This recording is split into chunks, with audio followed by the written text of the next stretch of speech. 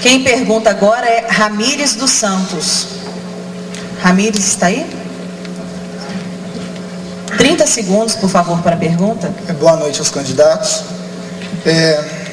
Eu gostaria de saber quais as medidas para a melhoria do transporte público na cidade, e gostaria de saber também do candidato se os senhores acham a tarifa da cidade justa, o valor da tarifa justo. Obrigada. Quem vai responder a pergunta é Rafael Pimenta. 2 minutos. Olha, a tarifa não é justa. Não é justa porque não segue os índices de inflação. Sempre os supera. O salário dos trabalhadores, de maneira geral, e do servidor público, beiram 0%. O servidor público municipal foi 3%, enquanto dos vereadores e do prefeito foi 28% esse ano.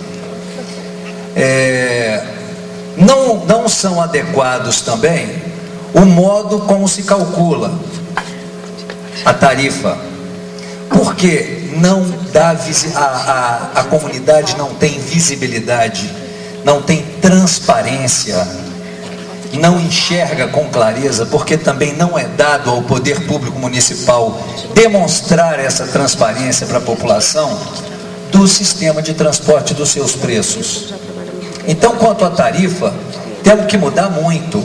A Assembleia Popular que estamos defendendo, que vai ocorrer a cada 6 meses em todos os bairros da cidade, a Assembleia Popular de Transporte, em que todos terão acesso de voz e voto, vão debater com telão todas as planilhas e toda a discussão técnica na frente da população.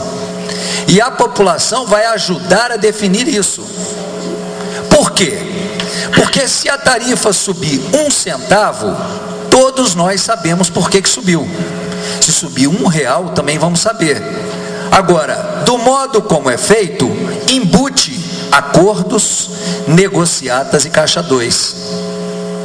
Como vimos, e todos presenciamos e sabemos que isso ocorre. 10 segundos. Quanto ao transporte em si, precisa ser repensado, precisa ser remodelado, e as linhas têm que atender o interesse geral da população, Rafael, e não das empresas de ônibus. A pergunta agora será de Gustavo Santos.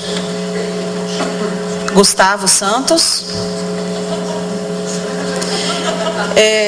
Pedimos, por favor, para quem for fazer pergunta, já se encaminhe para frente, para que a gente não perca tempo. Gustavo, por favor, sua pergunta em 30 segundos. Boa noite. Gostaria de saber, todos os candidatos em suas apresentações sempre priorizam a Zona Norte. Gostaria de saber se em seu mandato irá apenas investir na Zona Norte e deixará as outras zonas de lado. Quem vai responder a pergunta é Omar Pérez. Bem, eu não sei quais são as propostas dos outros candidatos. Eu posso lhe dizer que a Zona Norte e outras regiões periféricas ao centro da cidade são mais carentes que a Zona Sul. Não é que eu esteja, por exemplo, negligenciando em absoluto a Zona Sul e outras regiões. O que acontece, por exemplo, na Zona Norte é uma promessa de mais de 30 anos de se fazer ali um hospital que atenda toda uma população de aproximadamente 100 mil pessoas, que por qualquer motivo, por uma doença não grave ou grave, tem de cruzar toda a cidade para chegar ao centro. Então é fundamental que nós pensemos, e assim eu estou vendo todos os candidatos se referirem à construção de um hospital de emergência e urgência, ou o meu, no caso, um hospital de clínica geral, enfim. Não é que nós tenhamos, ou eu, no meu caso, tenha dado mais atenção a essa região ou aquela.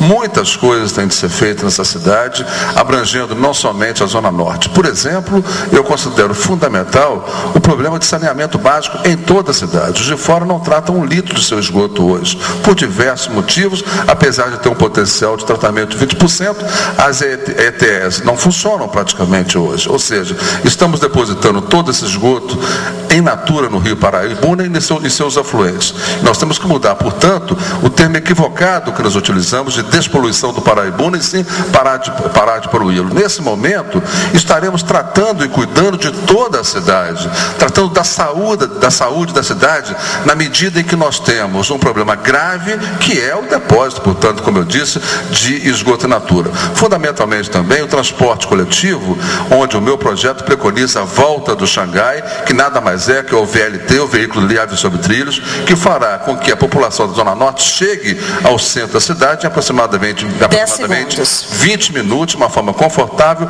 integrando a todas as regiões de nossa cidade.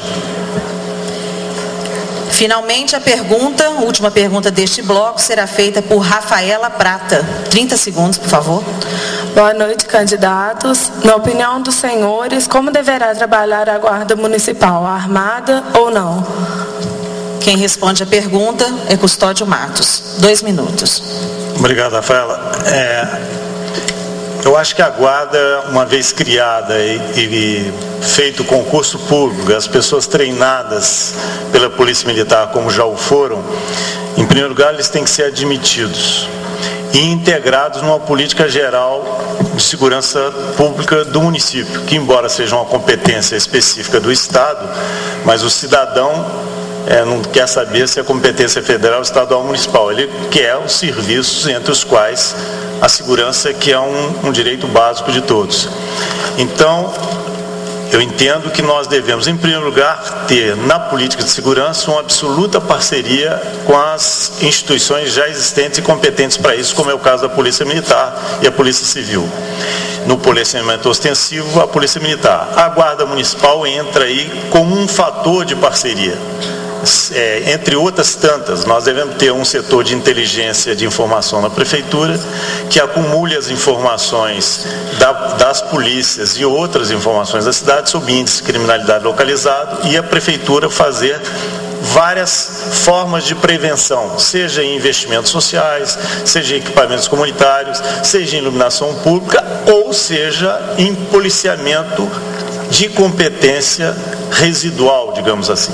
Aí que entra a Guarda Municipal, em articulação, e foi de boa iniciativa que ela ter sido treinada pela Polícia Militar, porque ela já está entrosada e vai, principalmente em vigilância de prédios municipais, escolas, unidades de saúde, se integrar à polícia e se articular através de comunicação para a polícia fazer o policiamento ostensivo e a repressão.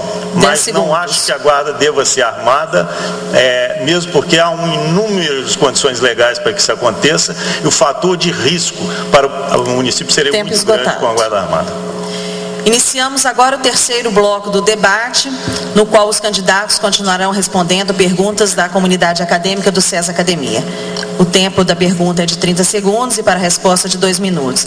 Pedimos, por favor, que se encaminhe aqui para frente Rafael Pontes Miranda, Camila Cirelli Wenzel, Edson Munk Júnior, Danilo Ferreira Martins e Fernando Gonçalves.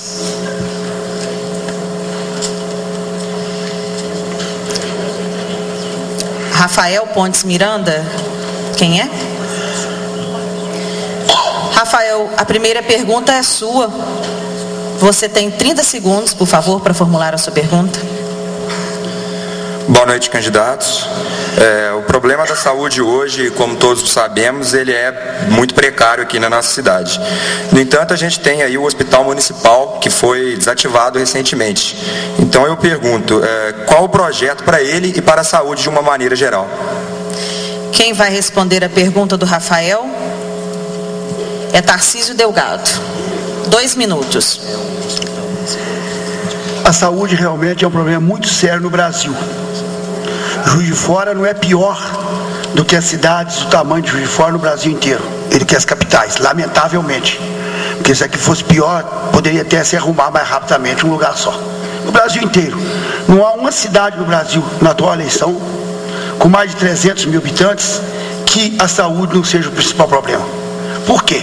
que a saúde depende de recursos federais para a solução. Para melhorar a saúde, pode melhorar, nós fizemos. A pergunta disse muito bem. Nós construímos um hospital municipal, que foi fechado em seguida.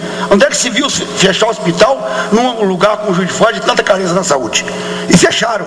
Mas não é isso que tem que se fazer. Tem que se avançar. Com policlínicas, com maior resolutividade nas unidades de saúde, com melhores condições na unidade de saúde. Mas é preciso deixar claro, os chamados candidatos mais independentes, mais livres, chegam e parecem que Juiz de Fora é um problema sério de saúde. Saúde em Juiz de Fora, se fosse para atender os 500 mil habitantes da cidade, nós teríamos um atendimento muito bom. Só que nós atendemos Juiz de Fora 2 milhões de habitantes. 146 cidades em volta de Juiz de Fora, incluindo cidades do estado do Rio, muitas, em que nós atendemos e praticamente quase nada recebemos por isso. Nas mineiras ainda recebemos um pequeno percentual, do estado do Rio nada, vem tudo por recurso municipal. Como é que pode o orçamento de uma cidade de 500 mil habitantes responder por um atendimento de 2 milhões de habitantes, que é o que tem em Juiz de Fora? As estatísticas são caras aí. Então, para isso precisa negociação com o governo federal, para novos recursos chegarem, para que a gente possa, então, o governo estadual ajudar. Já recentemente construiu 2 policlínicas, deve ser aberta na cidade, precisa ser aberta, e precisa construir outras policlínicas, mas para isso é preciso recurso. Quem falar que vai resolver o problema de saúde, pergunta de onde vai tirar o dinheiro.